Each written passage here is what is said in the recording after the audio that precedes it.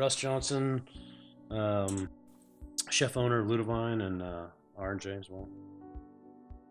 I didn't really know if I would ever do a place like the R&J, but I've always loved these kinds of places. You know, all these sort of old. You know, you feel like every town, every city has a few of them. You know, that have been around forever, just cool old. You know, sort of hole in the wall. You know, almost kind of borderline. Some of them are dives, some of them aren't really. You know, but there's kind of elements of that there. Not only does every city sort of have one or a handful of them, but I feel like every city's also sort of losing them. What's so cool about those places? They just seem to have this character and this vibe that you know, seems like it can't be recreated. You know, it just has to be. There's no substitute just for sort of for time, and you know, they just have that vibe that was created at some point, but also sort of evolved and developed over the years. Like maybe it, you know, I mean, even I think Orange kind of looks like that. Seems like a place that it could have, you know, maybe opened in the 50s or 60s, but then maybe it was updated a little bit in the 70s or 80s, and then, you know, so there's kind of mixed elements from over the decades. Certainly, the biggest change is that there's just a lot more places. I mean, the rate at which new places are opening is just crazy. I mean, certainly over the last 7 years since Ludovine opened, but really even just in the last one or two. I always felt that, you know, the bar had just been so low here for such a long time as far as food and restaurants and just the quality and the variety, and you know, and there wasn't anywhere that was really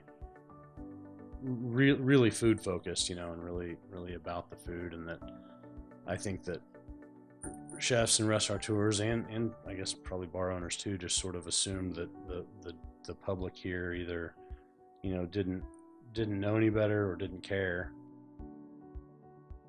So certainly what's happened over the last 10 years or so is just kind of this reurbanization and this um, you know, desire that people have to sort of come back out of the suburbs and get back down into the central parts of cities, and which are just the coolest parts anyway. I mean, that's where all the cool architecture is. It's where all the cool old buildings are and old spaces. You know, people just kind of want to do their own thing more. It's you know, debating more and more about whether or not it's worth to go to college, and those that have gone find that their degrees maybe aren't as useful, and so you just have more people going into business for themselves, and it's fun to open restaurants and bars. And now that we know we have a good market here for it, I think that's just what's happening.